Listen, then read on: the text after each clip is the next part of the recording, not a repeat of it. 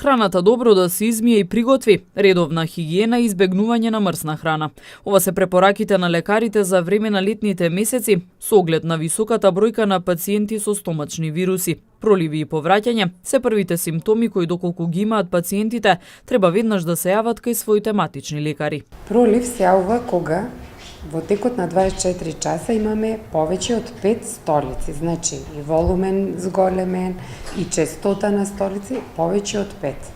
Кај пациентите што најчесто се јавуваат во нашите ординации, најголем број од сите гастроентероколити се од вирусно потекло, па така и терапијата е симптоматска. Значи не треба пациентите да посегнуваат по антибиотици, заради тоа го кажувам ова, а и докторите многу малце треба да се одлучуваат за оваа антибиотска терапија. Значи се јавува најчесто со повраќање, односно нагони за повраќање, исто така се јавува со зачестени, волуминозни и многу течни столици.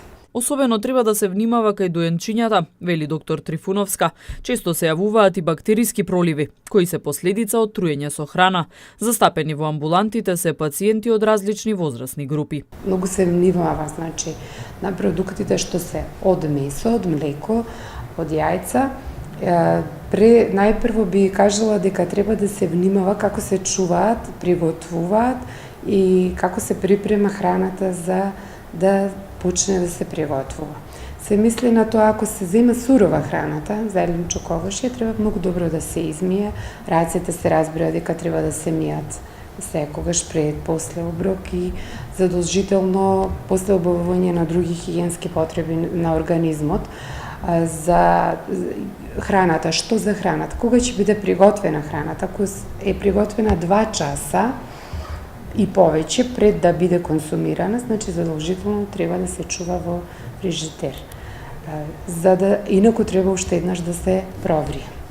Проливите и стомачните вируси може да се јават и по летните одмори, велат лекарите. Она што се реализира како терапија е внесување на течности и конзумирање на одредена храна. Терапијата е симптоматска, затоа што кажав најголем број од овие се причините лист представува вирусот и кај бактериските се помалку се посегнува по антибиотици, затоа што симптоматската терапија може да ја заврши целата работа. Значи се оди на орална редехидратациона терапија, тоа се раствори што се раствараат во вода, во вид на кесички, ги има и во други форми, но многу познати се, значи во такви форми, се оди со еден хигиено-диететски режим, тоа значи се дава точно одредена храна, тој период што треба да се значи повеќе течности во смисол на супи, на чаеви, на јогурти.